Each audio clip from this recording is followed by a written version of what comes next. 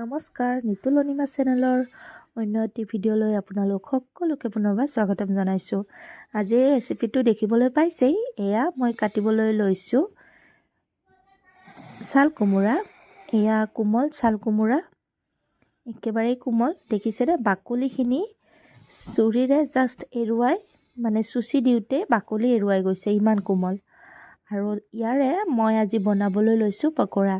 প্ৰথমতে মই ছাল কোমোৰাটো ধুনীয়াকৈ এৰুৱাই ধুই লৈছোঁ আৰু এয়া দেখিছেনে, মিহিকৈ কাটিছোঁ।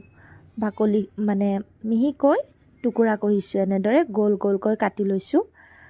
আৰু এয়া মিহিকৈ কৰি লৈছোঁ এইবাবেই যাতে সিজে ভালদৰে, কিয়নো নিসিজিব পাৰে ডাঙৰ ডাঙৰকৈ ৰাখিলে। আৰু ডাঙৰ ডাঙৰকৈও বনাব পাৰি, কিন্তু ডাঙৰকৈ বনালে প্ৰথমতে সিজিবলৈ দিব লাগিব, মানে সিজাই ল'ব লাগিব, নহ'লে অকণমান ভাজি ল'ব লাগিব। এয়া মই নিমখ হালধি এনেদৰে সানি লৈছোঁ প্ৰথমতে, আৰু এয়া প্ৰায় মই 10 মিনিটমানৰ কাৰণে নিমখ হালধি সানি এনেদৰে থৈ দিম। আৰু এইফালে এটা পাত্ৰত লৈছোঁ মই 2 কাপ বেচন। যিহেতু আমাৰ পৰিয়ালত মানুহ বেছি আছে, গতিকে অলপ বেছিকৈ বনাব লাগে।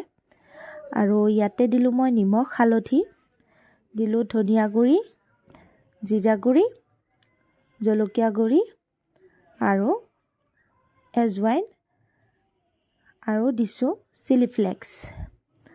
ঘৰত এভেইলেবল আছিলে, গতিকে দি দিলোঁ, নিদিলেও হয়। এয়া আটাইখিনি মই এনেদৰে ভালদৰে মিলাই লৈছোঁ। আৰু পানী সৰু গিলাচ এটাৰে এগিলাচ লৈছোঁ। আৰু পানীখিনি প্ৰথমতে মই অলপ অলপকৈ দি এনেদৰে মিশ্ৰণটো বনাই ল'ম, যাতে বেছি পনীয়াও নহয় আৰু বেছি গোটাও নহয়। এনেদৰে মিশ্ৰণটো বনাই লৈছোঁ।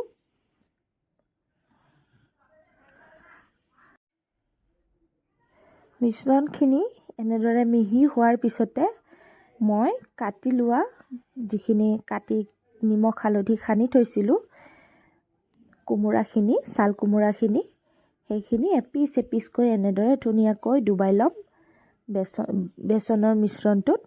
আৰু ইয়াৰ পিছতে তেলত মই এনেদৰে এবাৰ দুবাৰকৈ এনেদৰে ভাজি লুটিয়াই লৈ ভালদৰে মচমচীয়াকৈ ভজা হোৱাৰ পিছতে মই নমাই থৈ দিম, আৰু আমাৰ ৰেডি হৈ যাব ছাল কোমোৰাৰ বেচনৰে সৈতে পকৰা। গতিকে আপোনালোকেও ট্ৰাই কৰিব এনেদৰে, বিৰাটেই টেষ্টি লাগে খাবলৈ। গতিকে আজিলৈ ইমানেই, পিছলৈ নতুন এটা ৰেচিপিৰে লগ পোৱাৰ আশাৰে ধন্যবাদ।